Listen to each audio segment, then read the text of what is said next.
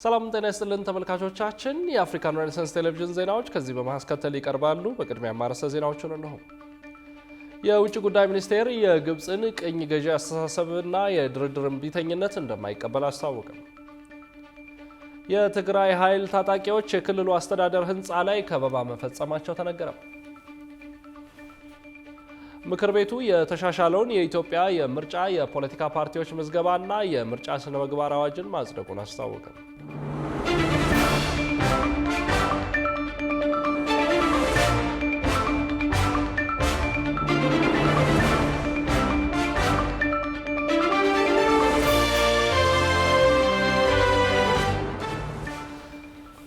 ውድ ተመልካቾቻችን በያላችሁበት የዓለም ጥግ ሰላምታችን ይድረስ። ይህ የአፍሪካን ሬኔሳንስ ቴሌቪዥን የዜና ሰዓት ነው። የተመራረጡ ዜናዎቻችንን ወደ እናንተ እናደርሳለን። አብራችሁ እንድትሆኑ የምጋብዛችሁ ደግሞ የአብስራ ገዛይ ነኝ።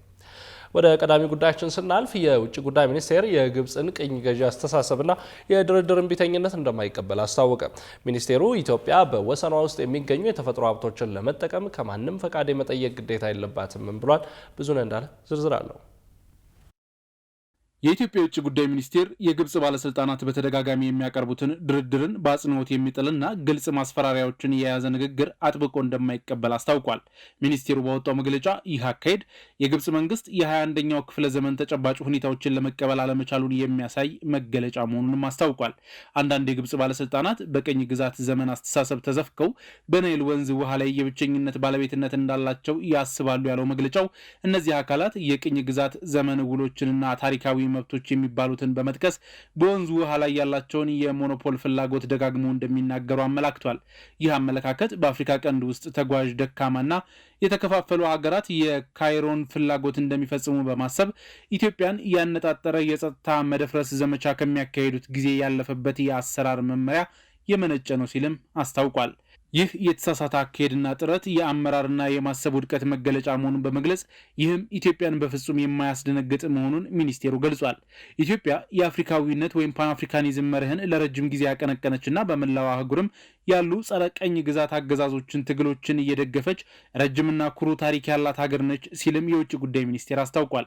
በጥንታዊ ስልጣኔዎች ታሪክ የተመሰረተችና ጠንካራ የአፍሪካ አብሮነት ልምድ ያላት በመሆኗ ካይሮን ለማስወገድ የምትቸገረውን የቅኝ ግዛት ቅሬት ለመቀበል ምንም አይነት ቦታ የላትም በማለት አሳስቧል። በኢትዮጵያ ደጋማ ቦታዎች ተነስቶ የሚፈሰው አባይ ወንዝ ለናይል ተፋሰስ ውሃ 86 በመቶ ያህሉን አስተዋጽኦ ያደርጋል ያለው መግለጫው ልክ እንደ ማንኛውም ተፋሰስ ሀገር ሁሉ ኢትዮጵያም በዚህ የተፈጥሮ ሀብት የመጠቀም መብት እንዳላት አስታውቀዋል። ይህ ፍትሐዊ፣ ምክንያታዊና እኩል አጠቃቀም በመሰረታዊ የዓለም አቀፍ ሕግ መርህ የሚመራ በመሆኑ ኢትዮጵያ በወሰኗ ውስጥ የሚገኙ የተፈጥሮ ሀብቶችን ለመጠቀም ከማንም ፍቃድ የመጠየቅ ግዴታ የለባትም ብሏል። ባለፉት ጊዜያት ግብጽ በድርድር ውስጥ የምትሳተፈው በማስመሰል በግትርነትና በብቸኝነት የይገባኛል ጥያቄው አማካኝነት እድገትንና መፍትሄዎችን ስታደናቀፍ ቆይታለች ያለው ሚኒስቴሩ አሁን ግን ትርጉም ያለው ድርድርን በመቃወም በማስመሰል ፖሊሲዋ ይፋና ቀጥተኛ ሆኗል ሲል አስታውቋል። ግብጽ ድርድርን በመተውና ግጭት ለመፍጠር በግልጽ በማሰብ የጥላቻ ንግግሯን አጠናክራለች ያለ ሲሆን ይህ ኃላፊነት የጎደለው ድርጊት በሁሉም ተዋናዮች መወገዝ እንዳለበት ሚኒስቴሩ አስገንዝቧል። እንደ ታላቁ የኢትዮጵያ ህዳሴ ግድብ ያሉ የኢትዮጵያን የልማት ምኞቶችና ፕሮጀክቶች የአፍሪካ የራስ መተማመንና እድገት መገለጫዎች ናቸው። ካይሮ አሁን በያዘችው አቋምና ንግግር ከመጠመድ ይልቅ የኢትዮጵያን ልማት ተቀብሎና ለጋራ ብልጽግና ልማት የሚጠቅም የትብብር ማዕቀፍ ለመፍጠር በቅን ልቦና መስራት ብልህነት ነው ብሏል። የግብጽ የውጭ ጉዳይ ሚኒስትር ባድር አብድላቲ ባሳለፍናቸው ቀናት በሰጡት መግለጫ የህዳሴ ግድቡን በተመለከተ ከኢትዮጵያ ጋር ተጨማሪ ውይይት አናደርግም ማለታቸው ይታወሳል። የህዳሴ ግድቡ ከተመረቀ በኋላ በኢትዮጵያና በግብጽ መካከል ያለው ግንኙነት የበለጠ መሻከሩን ጠቅሰው በዚህም መካረር ምክንያት ዓለም አቀፉ ማህበረሰብ ስጋት ሊሰማው እንደሚገባ ተናግረው ነበር። የኢትዮጵያ የውጭ ጉዳይ ሚኒስቴር በበኩሉ ዓለምና አፍሪካ የሚያስፈልጋቸው ግጭትና ግብግብ ሳይሆን የበለጠ ትብብርና ውይይት ነው ሲልም ገልጿል። በመጨረሻም ኢትዮጵያ የአባይን ወንዝ አሁን ያሉና መጪው ትውልድ ፍላጎትን ለማሟላት የመጠቀም መብቷን አጥብቃ እንደምትጠብቅ ያስታወቀው ሚኒስቴሩ በፍትሐዊነትና እኩልነት መርሆች ላይ ተመስርቶ ለሁሉም ተጠቃሚነት መፍትሄዎችን ክፍት መሆኗን አረጋግጧል። የትግራይ ኃይል ታጣቂዎች የክልሉ አስተዳደር ህንፃ ላይ ከበባ መፈጸማቸው ተነገረ። ታጣቂዎቹ ከበባውን የፈጸሙት የደሞዝ ክፍያ ዘገየብን በሚል ቅሬታ እንደሆነም ተነግሯል። ተጨማሪ ያለን የታጠቁ የትግራይ ኃይል አባላት የደሞዝ ክፍያ ዘገየብን በሚል ቅሬታ መቀለ በሚገኘው የትግራይ ጊዜያዊ አስተዳደር ጽህፈት ቤት ህንፃ ላይ ከበባ መፈጸማቸው ተነግሯል። የትግራይ ኃይል አርሚ 31 የተባለው ክፍል ከ70 በላይ የሚሆኑ አባላት ረቡዕ ህዳር 24 ቀን 2018 ዓ.ም ምሽት አራጉር እንድርታ ከተባለ ቦታ ተንስተው በዛሬው ዕለት በአስተዳደሩ ህንፃ ላይ ከበባ ፈጽሟል ነው የተባለው። የሰራዊቱ አባላት የነፍስ ወከፍ መሳሪያ የሆነውን ክላሽንኮቭ ጨምሮ ዲሽቃ የተባለውን የቡድን መሳሪያ የታጠቁ መሆናቸውን የዓይን እማኞች መናገራቸውን ቢቢሲ ዘግቧል። ይህ በእንዲህ እንዳለ የአርሚ 31 የቅርብ አዛዦች ክስተቱን ለማርገብ ሊያናግሯቸው ቢሞክሩም ከፍተኛ ባለስልጣናት ወጥተው ያናግሩን በሚል ሳይቀበላቸው መቅረታቸው ተገልጿል። የታጣቂዎቹ እንቅስቃሴ ከትናንት ጀምሮ የታየ መሆኑን ነዋሪዎች ያመላከቱ ሲሆን በዚህም ሳቢያ በመቀለ ነዋሪዎች ዘንድ ስጋት መፍጠሩ ተነግሯል። የክልሉ ባለስልጣናት ውጥረቱን ለማርገብ ጥረት እያደረጉ መሆኑ የተገለጸ ሲሆን ከእኩለ ቀን በኋላ ታጣቂዎቹ ከጊዜያዊ አስተዳደሩ ከፍተኛ ባለስልጣናት ጋር ውይይት መጀመራቸውን የወጡ መረጃዎች ያመላክታሉ። ነገር ግን በውይይቱ ውስጥ የክልሉ ጊዜያዊ አስተዳደር ፕሬዝዳንት ሌተናል ጀነራል ታደሰ ወረደ ስለመኖራቸው የታወቀ ነገር የለም። የአርሚ 31 ታጣቂዎች በክልሉ መስተዳደር ህንፃ ዙሪያ ከበባ በፈጸሙበት ጊዜ በአካባቢው የተሽከርካሪዎች እንቅስቃሴ ተስተጓጉሎ እንደነበር ነዋሪዎች ገልጸዋል። እንዲህ ያለው የትግራይ ክልል አባላት ተቃውሞና ጥያቄ ለመጀመሪያ ጊዜ የተከሰተ ሳይሆን ከዚህ ቀደምም የክልሉ ዋና ከተማ መቀለን ጨምሮ በተለያዩ አካባቢዎች አጋጥመው እንደነበር ተዘግቧል። በተለይ ባለፈው ጥቅምት ወር መጀመሪያ ላይ በትግራይ ኃይሎች ውስጥ ያሉ የአርሚ 22 አባላት ወደ መቀለ ጎዳናዎች ወጥተው ቅሬታቸውንና ጥያቄያቸውን አሰምተው ነበር። የሰራዊቱ አባላት በተመሳሳይ ወደ ክልሉ ጊዜያዊ አስተዳደር ህንፃ ሄደው የነበረ ሲሆን የተለያዩ መንገዶችም በዚህ ሳቢያ ተዘግተው የነዋሪዎች እንቅስቃሴ ተስተጓጉሎ እንደነበር ይታወሳል። በተጨማሪም ከቀናቶች በፊት የትግራይ ጊዜያዊ አስተዳደር ፕሬዝዳንት ጀነራል ታደሰ ወረደ ፌዴራል መንግስቱ ላለፉት 2 ወራት የትግራይን የፌዴራል ድጎማ በጀት ይዞብናል ሲሉ ወቅሰው እንደነበር የሚታወስ ሲሆን ፌዴራል መንግስቱ በጉዳዩ ላይ ምንም የሰጠው ምላሽ የለም። የኢፌዴሪ ሕዝብ ተወካዮች ምክር ቤት የተሻሻለውን የኢትዮጵያ የምርጫ የፖለቲካ ፓርቲዎች ምዝገባና የምርጫ ስነ ምግባር አዋጅ ማጽደቁን አስታወቀም። በተያያዘ ዜና የግብርና ሚኒስቴር፣ የሰላም ሚኒስቴርና የኢትዮጵያ ብሮድካስቲንግ ኮርፖሬት ዋና ስራ አስፈጻሚ ሹመቶችም በምክር ቤት መጽደቃቸው ተገልጿል። ሮሃ ግርማ ተጨማሪ አላት። የህዝብ ተወካዮች ምክር ቤት የተሻሻለውን የኢትዮጵያ የምርጫ የፖለቲካ ፓርቲዎች ምዝገባና የምርጫ ስነ ስርዓት ምግባር አዋጅ ማጽደቁን አስታውቋል። የህዝብ ተወካዮች ምክር ቤት በ5ኛ ዓመት የስራ ዘመን 3ኛ መደበኛ ስብሰባው የተለያዩ ረቂቅ አዋጆችን፣ የብድር ስምምነቶችን ያጸደቀ ሲሆን የተሻሻለው ረቂቅ አዋጅ የፖለቲካ ፓርቲዎች ከእጩዎች ምዝገባ ጋር በማያያዝ ያነሱት የነበረውን ቅሬታ በመፍታት ለ7ኛው ዙር ጠቅላላ ምርጫ አስቻይ ሁኔታን ይፈጥራል ተብሏል። ከጸደቁ ረቂቅ አዋጆች መካከል የኢትዮጵያ የምርጫ የፖለቲካ ፓርቲዎችን ምዝገባና የምርጫ ስነ ምግባር አዋጅን ለማሻሻል የቀረበው ረቂቅ አዋጅ በሙሉ ድምጽ ጸድቋል። በተጨማሪም በኢትዮጵያና ቻይና መንግስታት መካከል የተደረገውን የወንጀል ጉዳዮች የጋራ የህግ ትብብር ስምምነት እንዲሁም ፍርደኞችን የማስተላለፍ ስምምነትን ለማጽደቅ የቀረበውን ረቂቅ አዋጅን ለዝርዝር እይታ ለህግና ፍትህ ጉዳዮች ቋሚ ኮሚቴ መምራቱን ያስታወቀ ሲሆን በተመሳሳይም በኢትዮጵያና በብራዚል መካከል የተደረገውን ፍርደኞችን የማስተላለፍ ስምምነት ለማጽደቅ የቀረበው ረቂቅ አዋጅንና በኢትዮጵያና በደቡብ አፍሪካ መንግስታት መካከል የተደረገውን በወንጀል ጉዳይ የሚፈለጉ ሰዎችን አሳልፎ የመስጠት ስምምነት ለማጽደቅ የቀረበ ረቂቅ አዋጅን መርምሮ ለዝርዝር እይታ ለህግና ፍትህ ጉዳዮች ቋሚ ኮሚቴ መምራቱን ገልጿል። ምክር ቤቱ በኢትዮጵያና በዓለም አቀፍ የልማት ማህበር መካከል ለዘላቂና ንጹህ የኤነርጂ ተደራሽነትን ለውጥን ለማፋጠን ፕሮግራም ማስፈጸሚያ በተደረገው የብድር ስምምነት ረቂቅ አዋጅ ላይ ተወያይቶ ማጽደቁንም አስታውቋል። በተያያዘ ዜናም የግብርና ሚኒስቴር፣ የሰላም ሚኒስቴርና የኢቢሲ ዋና ስራ አስፈጻሚ ሹመቶች በምክር ቤት መጽደቃቸው ተገልጿል። በዚህም ምክር ቤቱ በጠቅላይ ሚኒስትር አብይ አህመድ የተሾሙት የግብርና ሚኒስቴር አዲሱ አረጋና የሰላም ሚኒስቴር መሐመድ ኢድሪስ ሹመቶችን አጽድቋል። በምክር ቤቱ በተጨማሪም የኢትዮጵያ ብሮድካስቲንግ ኮርፖሬሽን ዋና ስራ አስፈጻሚ ሆነው በጠቅላይ ሚኒስትር አብይ አህመድ የተመደቡትን ቢኒያም ኤሮ ሹመትን አጽድቋል። የግብርና ሚኒስቴር አዲሱ ረጋ፣ የሰላም ሚኒስቴር መሐመድ ኢድሪስ እና የቢሲ ዋና ስራ አስፈጻሚ ቢኒያም ኤሮ በምክር ቤቱ ፊት ቃለ መሐላ ፈጽመዋል። በኬንያ ወታደራዊ ስልጠና ሲያደርጉ የነበሩ የዩናይትድ ኪንግደም ወታደሮች ለዓመታት ወሲባዊ ጥቃትና ግድያ መፈጸማቸውን የሕዝብ እንደራሴዎች ገለጹ። የዩኬ ወታደሮች የስነ ምግባር መርሆችና የሰብአዊ መብት ሕግጋትን እንደጣሱም ተያይዞ ተጠቁሟል። ጌታውን አበበ ዝርዝር አለው። በኬንያ የሚሰለጥኑ የዩናይትድ ኪንግደም ወታደሮች ለዓመታት ወሲባዊ ጥቃትና ግድያ መፈጸማቸውን የህዝብ እንደራሴዎች አስታውቀዋል። በኬንያ ወታደራዊ ስልጠና ሲያደርጉ የነበሩ የዩናይትድ ኪንግደም ወታደሮች ለ10 ዓመታት ወሲባዊ ጥቃት፣ ግድያና የሰብአዊ መብት ጥሰት ሲፈጽሙ እንደነበር የህዝብ እንደራሴዎች ይፋ አድርገዋል። የኬንያ የህዝብ እንደራሴዎች እንደገለጹት ወታደራዊ የጦር ሰፈር ይገኝባቸው ከነበሩ የላይኪፒያና ሳምቡሩ ግዛት ነዋሪዎች የተሰጡ አሰቃቂ ምስክርነቶችን ያጣቀሱ ሲሆን የኬንያ የህዝብ ተወካዮች ምክር ቤት ያቋቋመው ኮሚቴ ምርመራ ሲያካሂድ የዩናይትድ ኪንግደም ወታደሮች ቃላቸውን ለመስጠት ፈቃደኛ ባለመሆናቸው ከተጠያቂነት ማምለጣቸው ተገልጿል። በኬንያ የዩናይትድ ኪንግደም ከፍተኛ ኮሚሽን እንዳለው በኬንያ ምክር ቤት በቀረበው ሪፖርት ላይ ምላሹ አለመካተቱ እንዳሳዘነው ገልጾ ማስረጃ ከቀረበ ክሶቹን ህግን በመመርኮዝ ለመመርመር ቁርጠኛ መሆኑን አክሏል። የዩናይትድ ኪንግደም ወታደሮች ለዓመታት በማዕከላዊ ኬንያ ስልጠና ሲያደርጉ የቆዩ ሲሆን ወታደሮቹ በሰብአዊ መብት ጥሰትም ሲከሰሱ ይህ ለመጀመሪያ ጊዜ አይደለም። ዩናይትድ ኪንግደም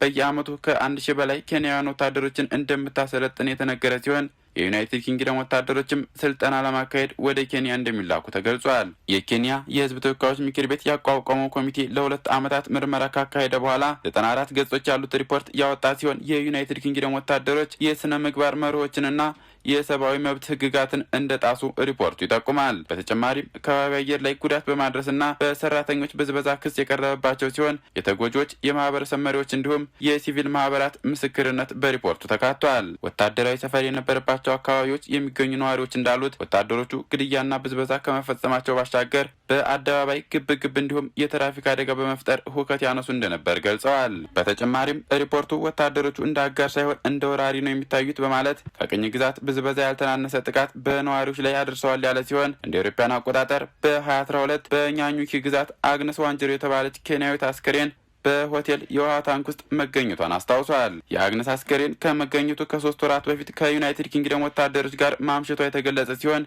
የኬንያ የህዝብ ተወካዮች ምክር ቤት ያቋቋመው ኮሚቴ ፍትህ ዘግይቷል፣ ፍትህ ለማግኘት የተደረገው ጥረት ተስፋ አስቆራጭ ሆኗል ሲልም ወንጅሏል። ታዲያ የምርመራ ሂደቱ በወታደሮቹ በርካታ መሰናክሎች እንደገጠመው በመጠቆም ፍትህ እንዳይሰፍን ያደረገው ዋነኛ ምክንያት ይሄው ጣልቃ ገብነት ነው ሲልም ባወጣው ሪፖርት አመላክቷል። እንደ አውሮፓውያን አቆጣጠር በ2012 አርብቶ አደሩ ቴላምለርሽ በዩናይትድ ኪንግደም ወታደሮች መገደሉ ቢገለጽም እስካሁን ድረስ ክስ አለመመስረቱ ከፍተኛ ወቀሳ ቢቀርብበትም ሆኖም ግን የዩናይትድ ኪንግደም አቃቢ ህግ ክስ ለመመስረት የሚያበቃ ማስረጃ አለማግኘቱን መግለጹን የኬንያ ሪፖርት ያመላክታል። በወታደሮች ወሲባዊ ጥቃት ከመፈጸሙ ባሻገር ተጎጂዎች ፍትህ ለማግኘት ያደረጉት ጥረት ውጤታማ አለመሆኑ የተመላከተ ሲሆን በተለይ ደግሞ በኬንያ የሳምቡሩና ማሳይ ሴቶች ላይ ሰፊ ወሲባዊ ጥቃት መፈጸሙን ሪፖርቱ ያሳያል። ወታደሮቹ ሴቶችን ደፍረዋል፣ ወሲባዊ ጥቃትን ፈጽመዋል ያለው ሪፖርቱ እነዚህ ሴቶች አሁንም ድረስ ፍትህ አላገኙም ሲል የወነጀለ ሲሆን በተለይ እንደ አውሮፓውያን አቆጣጠር በ1977 አርቸር ስፖርት በተባለ አካባቢ ወታደሮች 30 ሴቶችን በስለት በማስፈራራት መድፈራቸውን አያይዞ ገልጿል።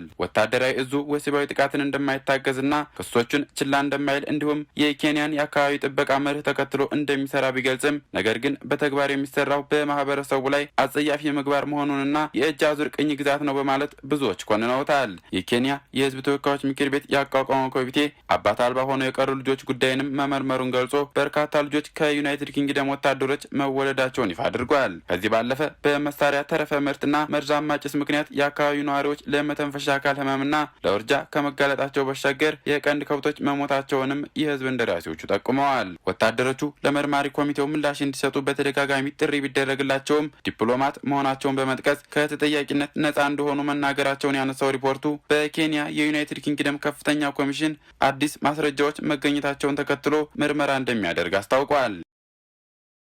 ክቡራትና ክቡራን ተመልካቾቻችን አሁንም የአፍሪካን ሬኔሳንስ ቴሌቪዥን ዜናዎች እንደቀጠሉ ናቸው። ወደ ቀጣዮቹ ጉዳዮቻችን ከመሻገራችን በፊት ይፋዊ የማህበራዊ ገጾቻችንን ልናስታውሳቸው ወደድን። በቴሌቪዥን ስርጭት ያለፏቸውን ፕሮግራሞች ከ1.8 ሚሊዮን በላይ ሰብስክራይበሮች ባሉት አርትስ ቲቪ ወርልድ ዩቲዩብ ገጻችን በኩል ልትከታተሉ ትችላላችሁ። በተጨማሪም በርካታ ተከታዮችን ባፈራንባቸው በፌስቡክ፣ በቀድሞ ትዊተርና በአሁኑ ኤክስ እንዲሁም በቲክቶክና ኢንስታግራም ገጾቻችን በኩል ቤተሰብ መሆን ትችላላችሁ። ከቆይታ በኋላ በእግር ኳስ ታሪክ ውስጥ አባቶቻቸው ያሰለጠኗቸው ጥቂት ተጫዋቾች እነማን ናቸው የሚለውን ጨምሮ የተመራረጡ ስፖርታዊ መረጃዎችን ወደ እናንተ እናደርሳለን። ይጠብቁ።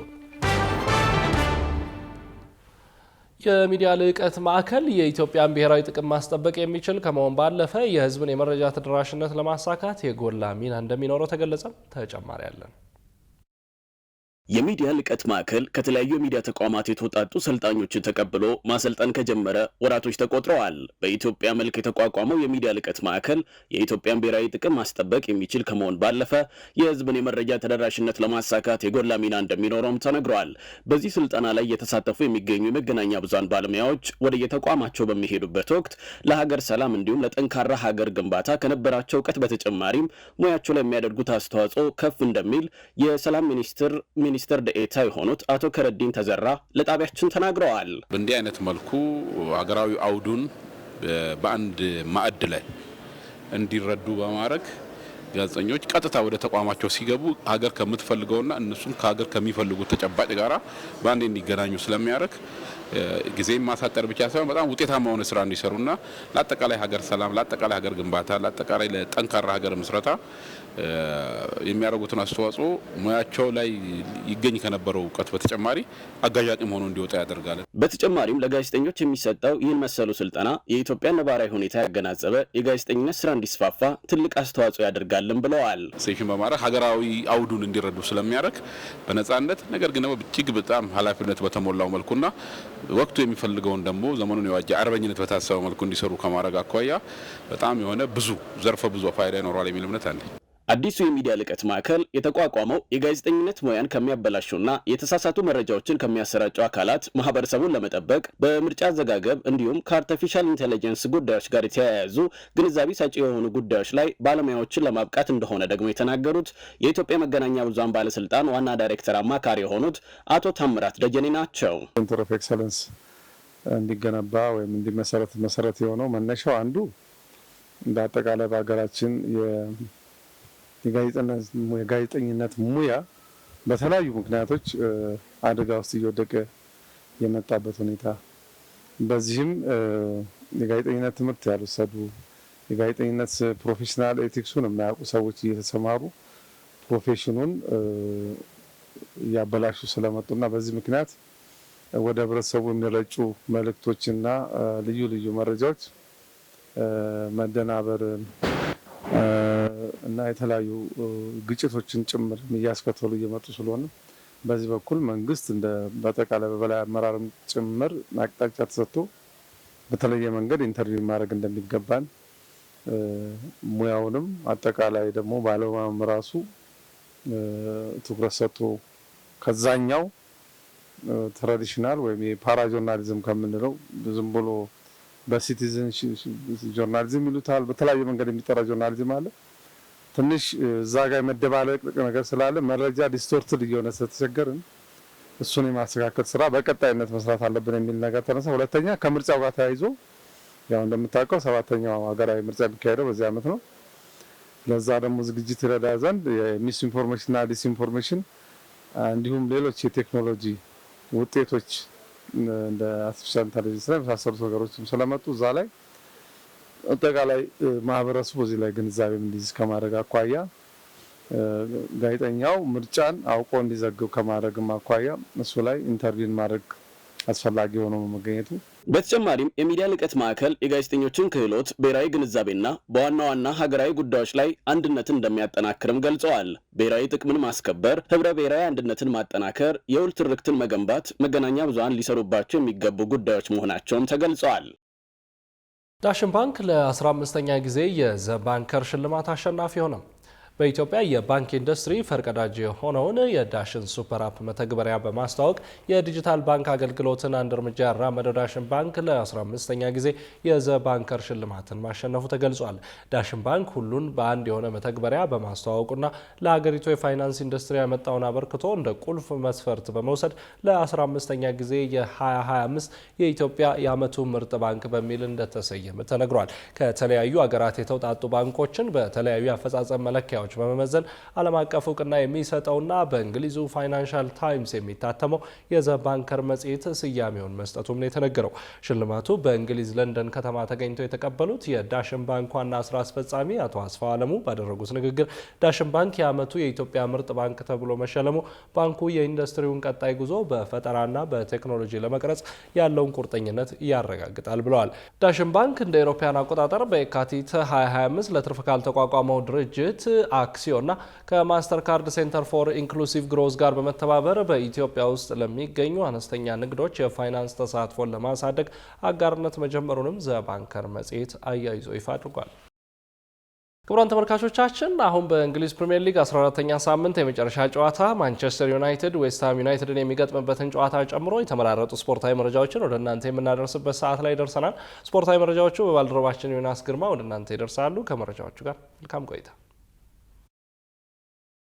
ከአፍሪካ ሪነሳንስ ቴሌቪዥን የእሳቱን ስፖርታዊ መረጃዎች ይዘን መተናል። መረጃዎቻችንን ከሀገር ውስጥ እናስቀድማለን። 9ኛ ሳምንቱ ላይ የደረሰው የሲቢ ኢትዮጵያ ፕሪሚየር ሊግ የ9ኛ ሳምንት መርሃ ግብሮች በነገው ዕለት መካሄድ ይጀምራሉ። የ9ኛ ሳምንት ጨዋታዎች ከመካሄዳቸው በፊት የሊጉ የዲሲፕሊን ኮሚቴ የ8ኛ ሳምንት የዲሲፕሊን ውሳኔዎችን ይፋ ያደረገ ሲሆን የፋሲል ከነማው ተጫዋች ቃል ኪዳን ዘላለም ክለቡ ከወላይታ ዲቻ ጋር ባደረገው የ8ኛ ሳምንት ጨዋታ ላይ ሆን ብሎ የተጋጣሚ ቡድንን ተጫዋች በክርን በመምታት በቀይ ካርድ ከጨዋታ ሜዳ የተወገደ ስለመሆኑ ሪፖርት ቀርቦበታል። በመሆኑም ተጫዋቹ ለፈጸመው ጥፋት 4 ጨዋታ እንዲታገድና በተጨማሪም የገንዘብ ቅጣት 3000 ብር እንዲከፍል የውድድርና ስነ ስርዓት ኮሚቴ ወስኗል ሲል የሊጉ አክሲዮን ማህበር ይፋ አድርጓል። በተመሳሳይ የመቻሉ ተጫዋች መናፍ ኢሞሮ ክለቡ ከድሬዳዋ ከተማ ጋር ባደረገው የ8ኛ ሳምንት ጨዋታ ላይ ከባድ ያጫወት ጥፋት በመስራቱ በቀይ ካርድ ከጨዋታ ሜዳ የተወገደ ስለመሆኑ ሪፖርት የቀረበበት ሲሆን ተጫዋቹ ለፈጸመው ጥፋት 3 ጨዋታ እንዲታገድና የገንዘብ ቅጣት 3000 ብር እንዲከፍል የውድድርና ስነ ስርዓት ኮሚቴ እንደወሰነ ይፋ ተደርጓል።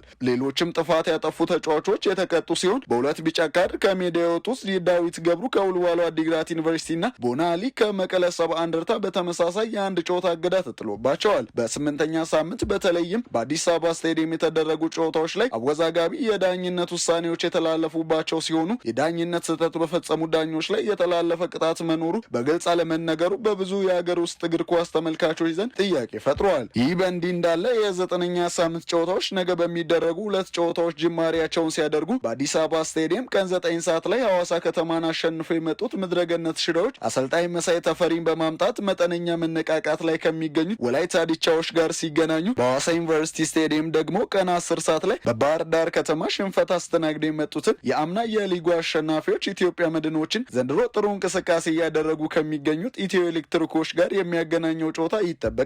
በአሰልጣኝ ያሬድ ገመቹ የሚመሩት ሲዳማ ቡናዎች አሁንም ሊጉን በ19 ነጥቦች እየመሩት ሲሆን የ9ኛ ሳምንት መርሃ ግብራቸውንም ዕለተ ቅዳሜ ከድሬዳዋ ከተማ ጋር በአዲስ አበባ ስታዲየም የሚያከናውኑ ይሆናል። የአርባ ምንጭ ከተማ እግር ኳስ ክለብ ቦርድ የክለቡን ወቅታዊ አቋምና ሁለንተናዊ እንቅስቃሴ በመገምገም ለክለቡ አሰልጣኞች የመጨረሻ ማስጠንቀቂያ ሰጥቷል ተባለ። ቦርዱ አሰልጣኞቹ በቀጣይ በሚያደርጓቸው 2 ጨዋታዎች ውጤት ተመርክዞ ውሳኔ እንደሚወስንም አሳውቋል ተብሏል። ቦርዱ ክለቡ በ2018 የኢትዮጵያ ፕሪሚየር ሊግ እስከ 8ኛው ሳምንት ባደረጋቸው 8 ጨዋታዎች 4ቱን በአቻ 4ቱን በመሸነፍ በሊጉ የመጨረሻ ደረጃ ላይ መገኘቱን ተከትሎ በውጤት ማሻሻያና ድጋፍ አሰጣጥ ዙሪያ አስቸኳይ ስብሰባ በማድረግ መክሯል ተብሏል። ከንቲባ ዶክተር መስፍን መንዛ የአርባ ምንጭ ከተማ እግር ኳስ ክለብ ቦርድ ሰብሳቢ ከዝግጅት ምዕራፍ ጀምሮ ክለቡን በማጠናከር ስር ነቀል የለውጥ ስራ መሰራቱን አስታውሰው በእስካሁኑ የፕሪሚየር ሊጉ ጨዋታዎች የተመዘገበው ውጤት የተደከመበትን ያህል አለመሆኑን ገልጸው የተመዘገበው ውጤት ቦርዱን ህዝቡንና ደጋፊውን ያሳዘነ ሆኗል በማለት ተናግረዋል። በግምገማቸውም የተጫዋቾች ዲሲፕሊንን ጨምሮ የተጫዋቾች አሰላለፍ፣ የጨዋታ ላይ የተሟላ እንቅስቃሴ፣ የጉዳትና የቅጣት ምዘናና ክትትል እንዲሁም የአሰልጣኞች ኃላፊነትን የመውሰድ ችግር ለውጤቱ ማሽቆልቆል መንስኤ መሆናቸውን ገልጸዋል። ከክለቡ ውጤት ጋር ቀጥተኛ ተጠያቂነትን መቀበልና ለተሻለ ውጤት መትጋት እንደሚያስፈልግ መክረው የተጫዋቾች ጉዳትም ሆነ ቅጣት ከክለቡ ውጤት ማጣት ጋር ማያያዝ ተገቢ እንዳልሆነና ለእስካሁን ለታየው ዝቅተኛ ውጤትም ቦርዱ ከሕክምና አገልግሎት ቡድን ውጭ የአሰልጣኞች ቡድንን በቀዳሚነት እንዲሁም ሁሉንም በየደረጃው ተጠያቂ ያደርጋቸዋል ብለዋል። በመሆኑም ከተፎካካሪነት ባለፈ ክለቡ ለውጤት እንዲበቃ እሁድ ከኢትዮጵያ ቡና ጋር ከሚደረገው ጨዋታ ጀምሮ የ10ኛና የ11ኛ ሳምንት ጨዋታዎችን ክለቡ ካላሸነፈ በቡድኑ የአሰልጣኞች ቡድን ላይ ጠንካራ እርምጃ እንደሚወሰድ የክለቡ ቦርድ በሙሉ ድምጽ ተስማምቶ መወሰኑን የስፖርት ዴስካችን የደረሰው መረጃ ያመላክታል። በመድረኩ የአርባ ምንጭ ከተማ ከንቲባና የክለቡ ቦርድ ሰብሳቢ ዶክተር መስፍን መንዛ፣ ምክትል የቦርድ ሰብሳቢ ዶክተር አዳና አልቶ፣ የክለቡ ደጋፊዎች ማህበር ፕሬዚዳንትን ጨምሮ የክለቡ ቦርድ አባላት እንደታደሙበትም ተገልጿል። 2 ጨዋታዎች በተደረጉበት 9ኛ ሳምንት ጨዋታዎች በድሬዳዋ ከተማ 2-0 በሆነ ውጤት አቻ ተለያይተው 2 ጨዋታዎች በተደረጉበት 9ኛ ሳምንት ጨዋታዎች ደግሞ 2-2 በሆነ ውጤት ተጠናቀዋል። አርሴናል ብሬንትፎርድን በማሸነፍ መሪነቱን አጠናከረ። በ14ኛ ሳምንት የእንግሊዝ ፕሪሚየር ሊግ በሜዳው ከብሬንትፎርድ ጋር የተጫወተው አርሴናል 2-0 በሆነ ውጤት ማሸነፍ ችሏል። በኤሚሬትስ ስታዲየም በተደረገው ጨዋታ ሚኬል ሜሪኖ እና ተቀይሮ የገባው ቡካዮ ሳካ ግቦቹን አስቆጥረዋል። መድፈኞቹ ማሸነፋቸውን ተከትሎ ከማንቸስተር ሲቲ ጋር ያላቸውን የነጥብ ልዩነት ወደ 5 አስፍተዋል። ክርስቲያን ሞስኬራ ባጋጠመው ጉዳት በመጀመሪያው 45 ደቂቃ ተቀይሮ በወጣበት ጨዋታ አርሴናል ወደ አሸናፊነት የተመለሰበትን ውጤት አስመዝግቧል። በሌሎች ጨዋታዎች አስቶን ቪላ ከመመራት ተነስቶ ብራይተንን 4-3 አሸንፏል። አስቶን ቪላ ካለፉት 9 የፕሪሚየር ሊግ ጨዋታዎች 8ቱን ያሸነፈበትም ውጤት ሆኗል።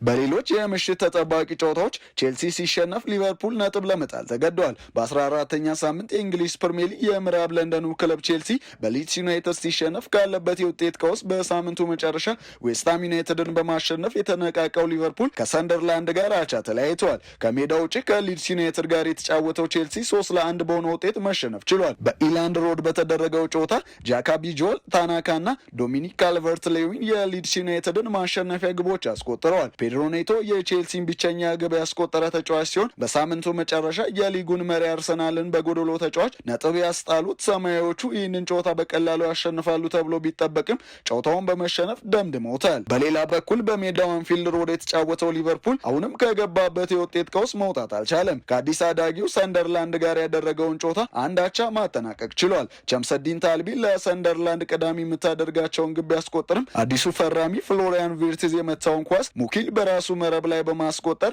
ሊቨርፑልን ከሽንፈት የታደገች ግብ አስቆጥሯል። የሜርሲሳይዱ ክለብ ካደረጋቸው ያለፉት 9 የፕሪሚየር ሊግ ጨዋታዎች በ6ቱ ተሸንፎ በአንዱ ነጥብ ተጋርቷል። ሊቨርፑል በውድድር ዓመቱ በሊጉ አቻ ሲለይ የምሽቱ ለመጀመሪያ ጊዜ ነው። የ14ኛ ሳምንት የእንግሊዝ ፕሪሚየር ሊግ መርሃ ግብር ዛሬ ማንቸስተር ዩናይትድ ከዌስትሃም ዩናይትድ ጋር በሚያደርጉት ጨዋታ ይጠናቀቃል። ወጥ ብቃት ማሳየት የተሳነው ማንቸስተር ዩናይትድ ከሜዳ ውጪ ክሪስታል ፓላስን በመርታት ከአስደንጋጩ የኤቨርተን ሽንፈት ያገገመ ሲሆን ኑኖ ስፕሪቶ ሳንቶን በአሰልጣኝነት ከሾመ በኋላ መጠነኛ መሻሻል ያሳየውን ዌስትሃም ዩናይትድን በግዙፉ ኦልድ ትራፎርድ ስታዲየም የሚገጥም ይሆናል። በማንቸስተር ዩናይትድ በኩል ለዛሬው ጨዋታ ብራዚላዊው የፊት መስመር ተጫዋች ማቲያስ ኩኛ ከጉዳት በማገገም ዝግጁ ሲሆን ሃሪ ማጓየር እና ቤንጃሚን ሼሽኮ ለጨዋታው እንደማይደርሱ ተነግሯል። በቅጣት ምክንያት ሉካስ ፓኬታን የማያገኘው ዌስትሃም ዩናይትድ ባለፈው ዓመት በሜዳው እንዲሁም ዛሬ ምሽት በሚጫወትበት ኦልድ ትራፎርድ ስታዲየም ማንቸስተር ዩናይትድን ማሸነፉ የሚታወስ ሲሆን ዛሬስ ቀይ ሰይጣናቱን ማሸነፍ ይችላሉ ወይንስ የሩበን አሞሪም ልጆች ጨዋታውን በማሸነፍ ደረጃቸውን ወደ 5ኛ ከፍ ማድረግ ይችላሉ? በጨዋታው ምላሽ የሚያገኝ ይሆናል። ጨዋታው ምሽት 5 ሰዓት ላይ የሚጀምር ይሆናል። በእግር ኳስ ዓለም ውስጥ የተለያዩ ተጫዋቾች በአባቶቻቸው መሰልጠን እድል ያገኙ ሲሆን ከነዚህ መካከል ባሳለፍነው ሳምንት መነጋገሪያ የነበሩት ሻኪል ቫን ፐርሲ ከስመጥር አባቱ ሮቨን ቫን ፐርሲ ጋር በተመሳሳይ ክለብ የመጀመሪያ ጨዋታውን በማድረግ በአባታቸው መሰልጠን ከቻሉ ተጫዋቾች መካከል ስሙን ማካተት ችሏል። በአውሮፓ ሊግ መርሃ ግብር ፊኖርድ ከሴልቲክ ጋር ተጫውቶ ሽንፈት በቀመሰበት ጨዋታ ሮቨን ቫን ፐርሲ የሁለተኛ ደረጃ ተማሪ ልጁን ሻኪልን የመጀመሪያ ጨዋታውን እንዲያደርግ እድል መስጠቱ ይታወሳል። የ19 ዓመቱ አጥቂ በማንቸስተር ሲቲ አካዳሚ 2 የውድድር ዘመናትን ያሳለፈ ሲሆን ከዚያም የአባቱን ፈለግ በመከተል በ2017 ወደ ፌኖርድ ተዘዋውሮ በ2022 ከደቹ ክለብ ጋር የመጀመሪያ ፕሮፌሽናል ተጫዋችነት ውል መፈራረሙ ታሪኩ ያስረዳል። በሌላ በኩል በባርሴሎና በተጫዋችነትም በአሰልጣኝነትም አንቱታን ካገኘው ጆሃን ክራይፍ እስከ አሁኑ የአትሌቲኮ አሰልጣኝ ዲያጎ ሲሞኔ ያሉ አሰልጣኞች ልጆቻቸውን በአሰልጣኝነት መምራት ከቻሉት መካከል በቀዳሚነት ይጠቀሳሉ። በደች አፈ ታሪክ ውስጥ በተለይ በእግር ኳስ ውስጥ ተጠቃሽ ከሆኑት መካከል ጆሃን ክራይፍ አንደኛው ሲሆኑ በደማቅ የተጫዋችነትም ሆነ ከአያክስ እስከ ባርሴሎና በደረሰ ስኬታማ አሰልጣኝነቱም ትልቅ አሻራን አሳልፎ ማለፍ የቻለ ሰው መሆኑ ይነገርለታል። ልጁ ጆርዲ ዮሃን የአባቱ የባርሴሎና አሰልጣኝ በነበረበት ወቅት ለስፔኖቹ አያላን 54 ጊዜ መጫወቱን ታሪኩ ሲያወሳ ሁለቱም በ1996 የበጋ ወቅት ክለቡን መልቀቃቸውን ታሪካቸው ይናገራል። ጆርዲ በመደበኛ ደረጃዎች ጥሩ የስራ ዘመን የነበረው ሲሆን ለማንቸስተር ዩናይትድ እና ለሀገሩ ኔዘርላንድ በአጠቃላይ 106 ጨዋታዎችን አከናውኖ 18 ግቦችን ማስቆጠር ቢችልም የአባቱን ያህል ከፍ ያለ ደረጃ ላይ መድረስ ሳይችል ቀርቷል። ሌላው በአባቱ ስር መሰልጠን የቻለው የሃሪ ሬድናፕ ልጅ ሲሆን ጄሚ ሬድናፕ በተለያዩ ክለቦች በአባቱ ስር የተጫወተ ሲሆን እንደውም የእግር ኳስ ሕይወቱን የጀመረውና የተጠናቀቀው በአባቱ ስር ሲጫወት መሆኑን ታሪኩ ያሳያል። አባቱ በተጨማሪም የዌስትሃም አሰልጣኝ በነበረበት ጊዜ የወንድሙን ልጅ ዝነኛውን ፍራንክ ላምፓርድንም ማሰልጠኑ ይነገራል። በተጨማሪም በተጨማሪም በአሰልጣኝነት 3 ተከታታይ የአውሮፓ ሻምፒዮንስ ሊግ ዋንጫዎችን በማምጣት በሎስ ብላንኮቹ ቤት ታሪክ ሰሪ የሆነው ዚነዲን ዚዳን 2 ልጆቹ በሪያል ማድሪድ እንዲጫወቱ ማድረጉን ስራው ይነግረናል። የመሃል ሜዳ ተጫዋቹ ኤንዞ 1 የኮፓ ዴላሬ ጨዋታ ማድረግ ሲችል፣ ግብ ጠባቂው ሉካ 2 የላሊጋ ጨዋታዎችን ተጫውቶ ማሳለፉ ይታወሳል። ሁለቱም ልጆቹ በዚነዲን ዚዳን የሁለተኛ ዓመት የማድሪድ ቆይታ ወቅት በ2021 ከማለቁ በፊት ሎስ ብላንኮቹን ለቀው መውጣታቸው ይታወሳል። በተጨማሪም አማካይ ተጫዋቹ ዳረን በማንቸስተር ዩናይትድ ለሰር አሌክስ ፈርጉሰን የአርጀንቲናዊው የአትሌቲኮ ማድሪድ የምንጊዜም ስኬታማ አሰልጣኝ ዲያጎ ሲሞኔ ልጅ ጁሊያኖ ሲሞኔ ሁለገብ የሆነውን የቀድሞ የአያክስና የማንቸስተር ዩናይትድ ተከላካይ ዳኒ ብሊንድ ከ2018 እስከ 2017 የኔዘርላንድስ ብሔራዊ ቡድንን ሲመራ በአባቱ ዳኒ ስር የተጫወተ ሲሆን እነዚህ ተጫዋቾች ይህንን የአባትና ልጅ ታሪክ መጋራት ከቻሉት ብዙዎች መካከል በዋናነት ይጠቀሳሉ። ውድ ተመልካቾቻችን የአፍሪካን ሬኔሳንስ ቴሌቪዥን የሰዓቱ ዜናዎች የተከታተላችሁትን ይመስሉ ነበር። ስለሰጣችሁን ጊዜ ከልብ እያመሰገንን ከዜናዎቹ ጋር ያው ስራ ገዛኝ ቆይታ አድርጌ ያለው ከቀሪ ጣቢያችን ዝግጅቶች ጋር መልካም ጊዜ ተመኘ።